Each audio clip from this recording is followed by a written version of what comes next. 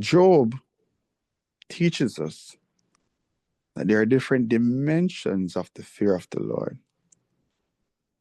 There's a guy by the name of Obadiah. He was a servant in the house of King Ahab.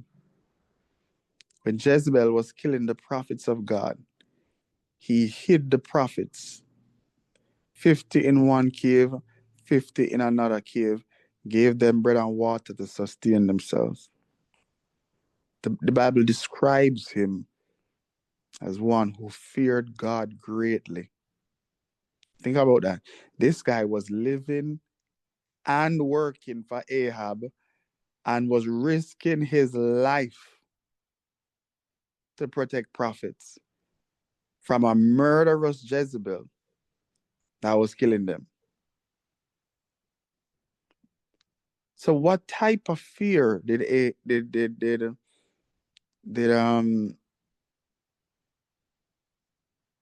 Obadiah have? Obadiah, and this is mentioned in 1 Kings chapter 18. Obadiah shows you one aspect of the fear of the Lord, which a lot of Christians don't have. And I know them don't have it because they talk to servants of God any way them feel like. They make anything come out of their mouth towards a man of God.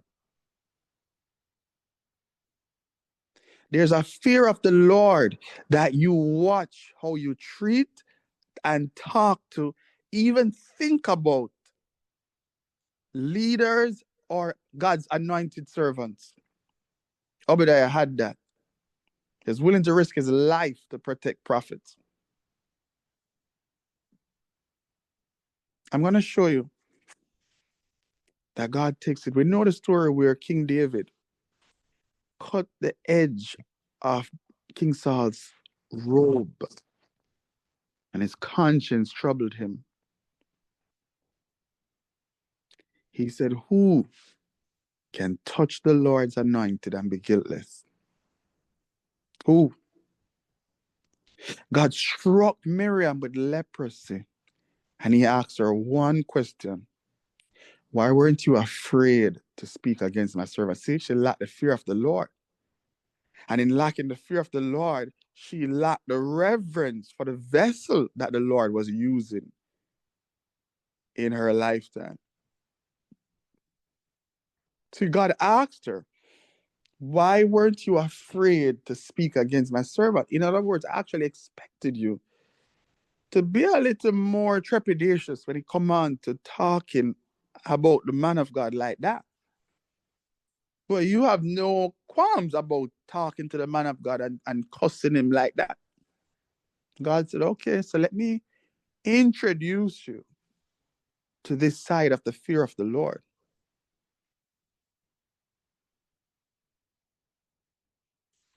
Let's look at the book of Jude.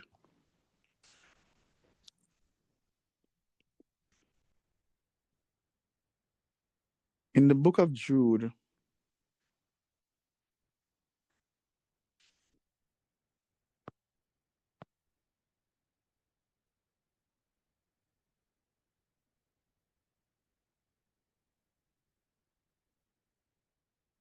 Jude says,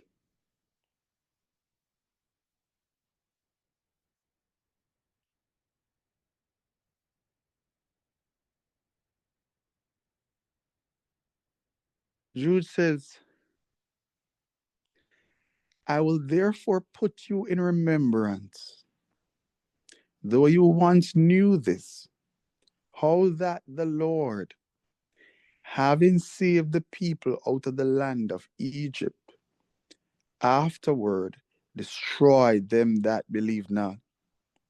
The same God that took them out of Egypt wiped them out in the wilderness. He said, and the angels which kept not their first estate, but left their own habitation, he had reserved in everlasting chains under darkness unto the judgment of the great day. In other words, Jude was addressing people who were of the opinion that God wouldn't judge people or wouldn't judge certain people. And Jude's like, do you know God's track record of judgment? You know that he flooded the earth in Noah's day and saved Noah and his family, right? You know that he rained down fire and brimstone upon Sodom and Gomorrah, right? You know that he kicked Lucifer and 1/3 of the angels out of heaven, right? So why would you presume in thinking that this God is afraid to judge people, is afraid to judge countries? There are people, I tell you, there are people, they presume on God's mercy. They presumptuously assume that God would never do something like that. And God's like, you read your Bible? You read Jude? You read 2 Peter chapter 2? That's what they're trying to teach you. These people and places came under divine judgment. Jesus said, woe to you, Chorazin. Woe to you, Bethsaida. He's like, going to be more bearable for Tyre and Sidon. In fact, one of them said, it's going to be more bearable than Sodom and Gomorrah, than you people. Because if they had seen the miracles were innocent, they would have long ago repented. See, the Lord is not doing even some of his miracles. And I want to caution Ariel Family Church of Love, because you are witness to amazing prophecies and amazing fulfillments. And you've seen flood prophesied. And God's like, hey, you know, the reason I've given the man of God such anointings is because I want you to know that